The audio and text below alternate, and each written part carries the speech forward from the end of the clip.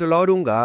နှစ်ပြောစေးတစ်စိဟာ6တွေ့လောင်ပြီးမိုးမရတဲ့နေရာပြုတ်ကျချန်ခဲ့တယ်အစောပိုင်းမှာအဲ့ဒီစေးဟာအပြုံးတောင်မပြနိုင်ပါဘူးမြေက6တွေ့နေပြီးမိုးတဆခဏတောင်မရှိလို့ဒါဒီမဲ့အချိန်နဲ့အကူအဲ့ဒီစေးလေးကလေတိုက်ဖုန်စုပေါင်းနီးပြီးမိုးမရတဲ့နေ့တွေကြားကအဖို့အခါတင်းအနစ်တွေတိုးလာပြီးဖြည်းဖြည်းတက်ဝင်လာတယ်တနည်း